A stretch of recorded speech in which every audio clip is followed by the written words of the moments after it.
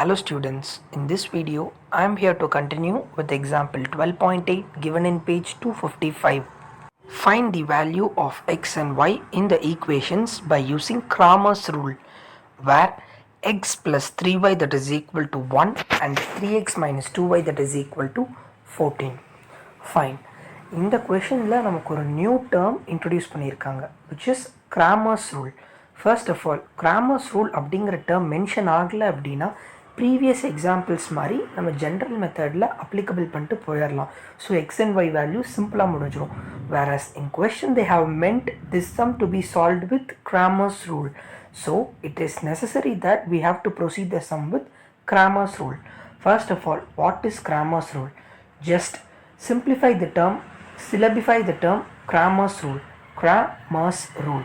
So it is to be noted that this sum we have to make as 3 matrix form. அதாவது Cramer's rule நீங்கள் syllabify பண்ணும்போது Cramer's rule 3 டேர்மாக split ஆகுது syllabify ஆகும்போது. So அதை நம்ம ஒரு ரிமெம்பரன்ஸ்க்கு ஞாபகம் வச்சு 3 மேட்ரிக்ஸ் ஃபார்மாக ஸ்ப்ளிட் பண்ணிக்கலாம். ஈக்குவல் டு சைனுக்கு அப்புறம் ஒரு மேட்ரிக்ஸ் ஃபார்ம், ஈக்குவல் டு சைனுக்கு முன்னாடி 2 மேட்ரிக்ஸ் ஃபார்ம். ஈக்குவல் டு சைனுக்கு அப்புறம் இருக்கிற மேட்ரிக்ஸ் ஃபார்ம் ரொம்ப சிம்பிள். ரீசன் கொஸ்டின்லேயே ஈக்குவல் டுக்கு அப்புறம் இந்த சம்மில் 1, செகண்ட் ஈக்குவேஷனில் ஈக்குவல் டுக்கு அப்புறம் 14. ஸோ அது ஒரு மேட்ரிக்ஸ் ஃபார்ம். இப்போ ஈக்குவல் டு சைனுக்கு முன்னாடி 2 மேட்ரிக்ஸ் ஃபார்ம் சொன்னேன். ஈக்குவல் டு சைனுக்கு ஃபஸ்ட்டு மேட்ரிக்ஸ் ஃபார்ம் என்ன அப்படின்னு பார்த்தோன்னா, ஃபஸ்ட்டு கிவன் கொஷனில் ஃபஸ்ட் ஈக்குவேஷன் எக்ஸுக்கு முன்னாடி 1, ஸோ அதை மென்ஷன் பண்ணிக்கணும். ஒய்க்கு முன்னாடி 3, ப்ளஸ் மைனஸில் மேட்ரிக்ஸ் ஃபார்மில் ஆட் பண்ணக்கூடாது. அதே மாதிரி கீழே எக்ஸுக்கு முன்னாடி 3, ஒய்க்கு முன்னாடி -2, இது ஒரு matrix form. Next second matrix ஏன் எக்ஸ் அண்ட் ஒய் வந்திருக்கு அப்படின்னா, ஓவரால் ஈக்குவேஷனில் நமக்கு கொடுத்த வேரியபிள் என்ன எக்ஸ் அண்ட் ஒய். ஸோ இதை மென்ஷன் பண்ணுற மூலிமா x and y. First term constant values, second matrix வந்து வேரியபிள், தேர்டு வந்து ஈக்குவல் டு சைனுக்கு அப்புறம் இருக்கிறது அப்படி எழுதிக்கலாம். First this is the basic step for the Cramer's rule.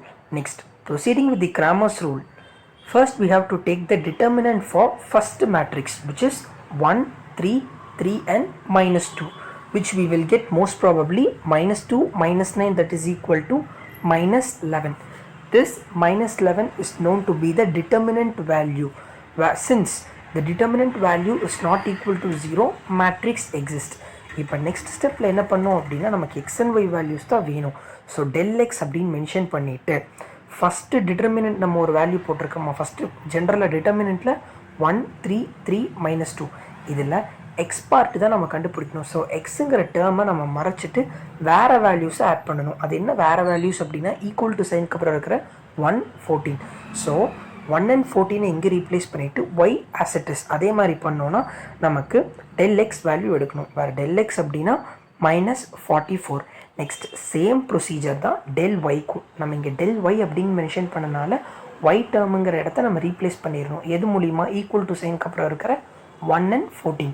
So as it is 1, 3, 114 replaced value. இதுக்கு determinant எடுக்கும்போது நமக்கு 14 minus 3 that is equal to 11. So finally del y that is equal to 11.